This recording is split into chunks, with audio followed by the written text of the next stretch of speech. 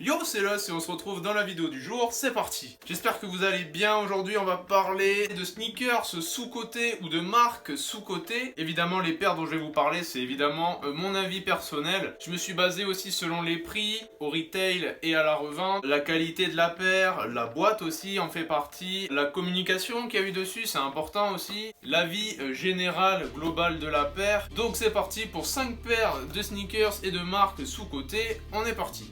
Première paire de sneakers sous-cotée selon moi, elle est ici, c'est la Air Force One Carhartt. Même si c'est un modèle qui a bien marché, qui est sold out aujourd'hui, elle est restée très longtemps sur les sites. Vraiment, même le jour d'après sa sortie, vous pouvez la choper quelques mois après, elle était même tombée en réduction. Et je trouve ça vraiment dommage qu'une pépite comme ça tombe en réduction. Collab Nike Carhartt, c'est vraiment exceptionnel. D'ailleurs, une des paires les plus rares dans la sneakers, c'est la Jordan 4 Eminem et Carhartt qui aujourd'hui cote à des milliers et des milliers d'euros. Si vous voulez la procurer, va falloir lâcher un gros billet. Et en passage, je vous donnerai une idée du prix que ça vaut au resell. Et pour moi, c'est totalement sous-coté. Une paire avec une qualité comme ça, avec des matériaux Carhartt. Pour moi, il n'y a rien qui est mal fait sur cette paire. Alors elle a eu pas mal de communication quand même, dans l'ensemble elle a plu à beaucoup de monde. C'est un petit peu dommage pour moi en tant que collectionneur de voir ce genre de paire accessible à tout le monde. C'est un petit peu dommage parce que c'est vraiment une paire incroyable pour le coup. Ensuite une paire de Converse. Alors celle-là pour le coup on en a parlé, mais elle a été pas mal critiquée quand même je trouve. C'est la Converse en collab avec Chinatown Market qui change de couleur aux UV. Et vraiment pour moi cette paire elle est sous-cotée parce que c'est une paire vraiment très originale. Je pense pas que des paires qui changent de couleur au soleil, on en ait fait beaucoup. Converse fait des collabs incroyables, que ce soit avec des marques de luxe dernièrement, on l'a eu avec Fear of God, E.W. Anderson, pareil, on a avec évidemment la célèbre Comme des garçons. Si vous ne le savez pas, Converse c'est Nike, ils ont été rachetés en 2004. Ce genre de paires, on peut les retrouver facile à la revente et au resell en dessous du prix. Évidemment c'est bien, je dis pas le contraire, mais je pense que ça enlève beaucoup ça lui enlève beaucoup de charme. Que le fait que tout le monde peut l'avoir, et ça c'est vraiment bien dommage parce que c'est vraiment une collab de fou pour moi personnellement. Ce coup-ci c'est une paire où tout le monde passe à côté tous les jours en allant sur les sites et je sais pas pourquoi d'ailleurs. C'est la 96, la Triax, c'est vraiment un classique, un de chez classique. Ça revient vachement en force les modèles un peu OG comme ça, un peu street on va dire. Un petit peu dans le même enseigne avec la bulle d'air, le petit souche, c'est vraiment une paire incroyable. Et je comprends pas pourquoi elle a pas plus de succès que ça. Elle est disponible dans pas mal de colorways, en plus elle est soldée. Je comprends pas vraiment pourquoi elle a pas eu beaucoup de communication aussi au passage. Des paires comme ça où tout le monde passe à côté sur beaucoup de sites, c'est vraiment dommage pour le coup.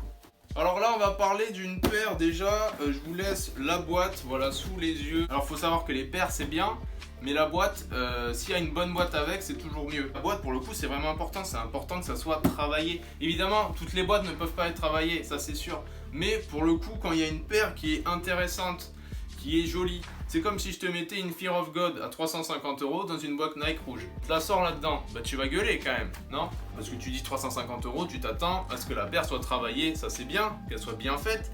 Mais aussi que la boîte, soit travaillée, ça c'est très important. Parce que pour le coup là on va parler d'une paire, je l'ai achetée grâce à la boîte. Trouvez-moi des boîtes de basket qui sont aussi travaillées que ça.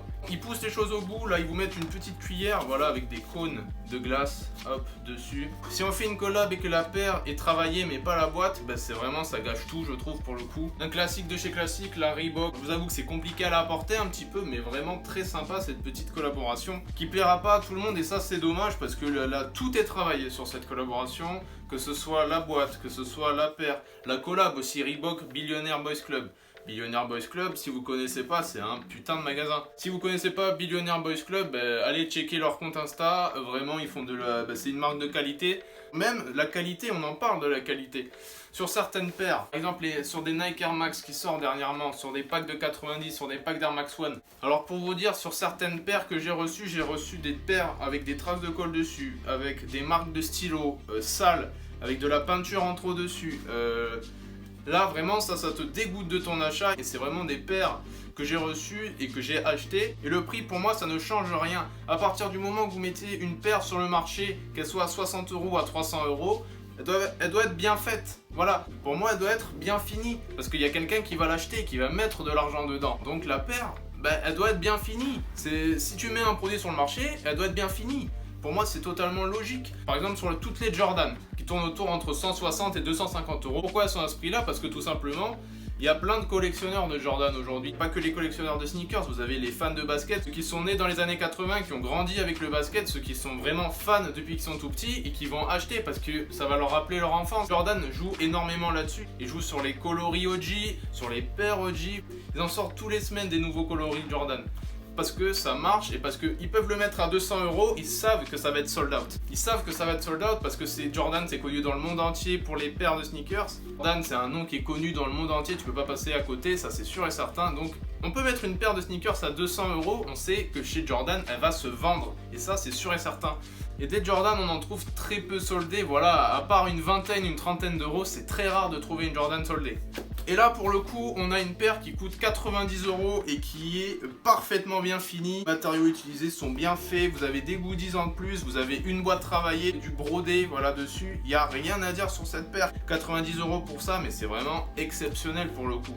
Donc voilà, c'est pas parce qu'une paire sera chère qu'elle sera de meilleure qualité. Ça c'est faux, c'est totalement faux. Donc voilà, on va terminer avec des marques de sneakers, des grosses marques de sneakers qui sont très peu connues en France, qui commencent à se faire connaître, mais ça reste, on va dire, en arrière-plan, on va dire derrière Nike, Adidas, Puma, Asics. On a les marques comme Saucony, Diadora, Kangaroos qui proposent des modèles de fou furieux. Intéressez-vous à ce genre de modèle, à ce genre de marque, car c'est vraiment très important pour votre, on va dire, votre culture de la basket, parce que c'est des marques qui font des collabs de fou furieux. Je vous en mettrai quelques-unes à l'écran pour vous donner une petite idée de ce que peuvent produire ces marques.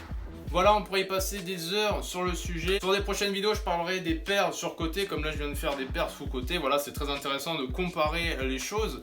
Comme d'hab, tu peux choisir le prochain thème de la vidéo sur mon Instagram. J'espère que cette vidéo t'aura plu. On se retrouve demain pour la prochaine vidéo. Ciao, c'était Los.